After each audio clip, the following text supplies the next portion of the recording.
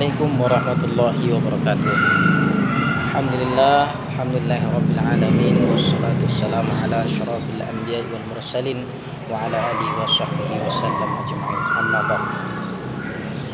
Pertama sekali bersyukur kita kepada Allah dengan ucapan alhamdulillah, dan bersalawat kita kepada baginda Rasulullah dengan ucapan Allahumma shalli wa sallim wa barik ala sayyidina Muhammad wa ala ali sayyidina Muhammad. Saudara-saudara sekalian serta Bapak dosen yang kami muliakan, yaitu Bapak Mursal MPDI, kami diberikan amanah atau diberikan tugas untuk membahas tentang pengertian strategi inovasi pembelajaran. Inovasi pembelajaran pendidikan, ya. Strategi inovasi pendidikan.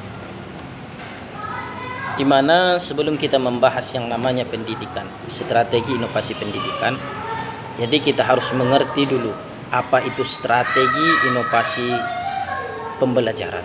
Karena di dalam pendidikan itu adalah yang namanya pembelajaran. Jadi dapat diartikan strategi ini adalah sebagai perencanaan, ya, yang berisi tentang serangkaian kegiatan yang didesain untuk mencapai tujuan pendidikan tertentu. Jadi kalau arti dari inovasi ini adalah inovasi pendidikan adalah merupakan rancangan perencanaan pembaharuan pendidikan agar tujuan pendidikan yang tercapai dengan maksimal. Agar pendidikan yang dicapai itu secara maksimal atau efisien. Pembaharuan. Jadi kalau kita garis bawahi, inovasi itu adalah pembaharuan. Sedangkan strategi itu tadi adalah dapat diartikan sebagai rencana atau perencanaan yang berisi di dalamnya, yang di dalam tersebut, rencana tersebut, serangkaian kegiatannya. Jadi menurut Saifuddin tahun 2015, strategi adalah tahap-tahap kegiatan yang dilaksanakan untuk mencapai tujuan inovasi pendidikan. Yang mana di dalamnya menurut Saifuddin yang harus ada di dalamnya adalah desain, ya.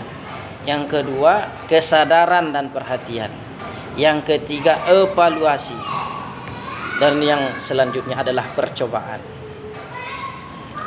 Di mana strategi ini sangat banyak, yang mana kita bahas di pembahasan kali ini.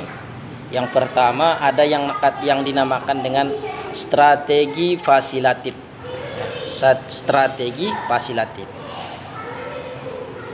Yang mana strategi fasilitif ini digunakan untuk memperbaharui bidang pendidikan, adanya kurikulum baru dengan pendekatan keterampilan.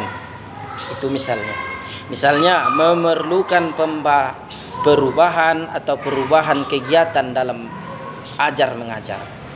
Jadi di sini kalau kita ingin menggunakan strategi fasilitif ini, di dalamnya program pembaharuan yang dilaksanakan harus menyediakan berbagai macam fasilitas dan sarana yang kita perlukan.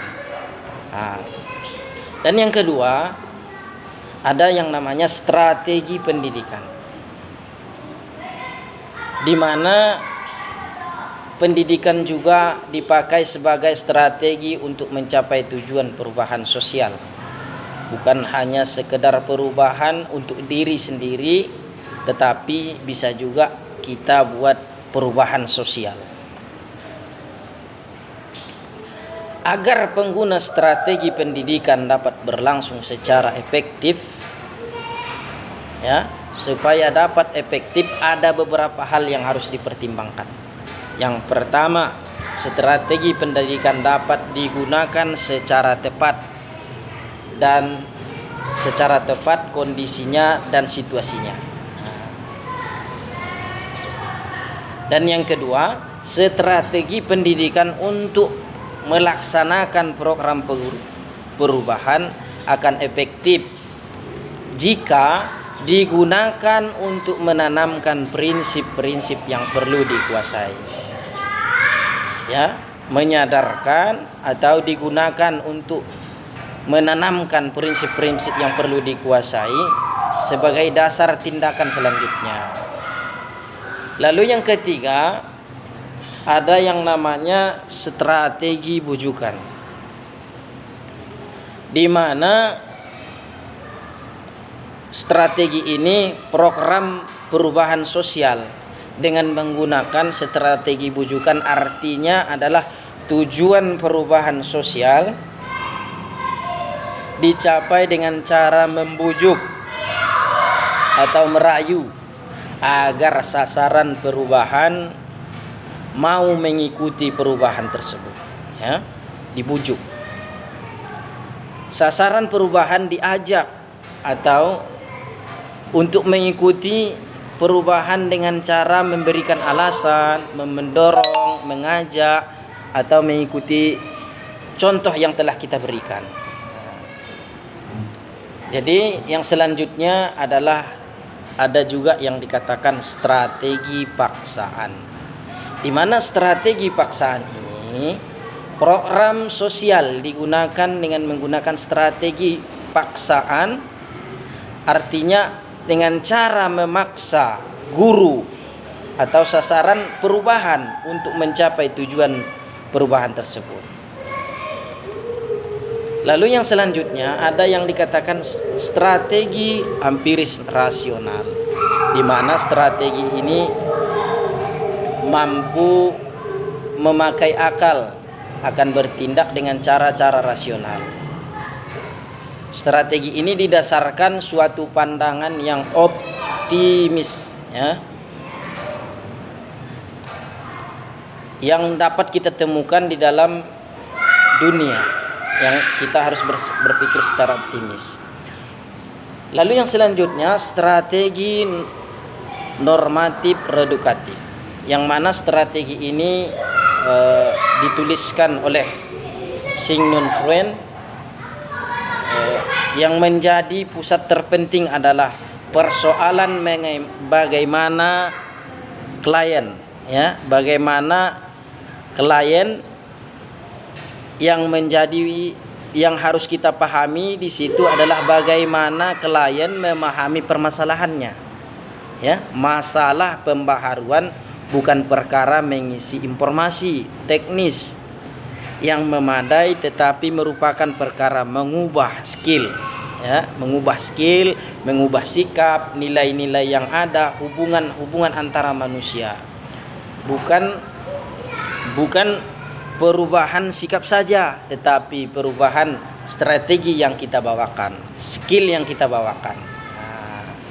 Lalu yang selanjutnya ada yang dikatakan strategi kebijakan administratif, di mana di sini adalah mengubah kondisi yang ada di dalamnya atau orang lain yang bertindak dengan jalan membatasi alternatif. Berarti kita mengubah, ya, administrasinya yang ada di dalamnya tersebut. Berarti saudara-saudara sekalian, strategi itu adalah cara kita, ya, cara kita bagaimana merubah, karena inovasi itu adalah pembaharuan. Bagaimana kita memberikan cara terbaru, memberikan inovasi atau skill yang baru di dalamnya.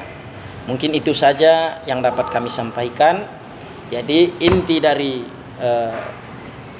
makalah kami adalah strategi pendidikan sangatlah penting kita gunakan di dalam sebuah pendidikan tersebut. Apalagi strategi ini kita gunakan dalam pembelajaran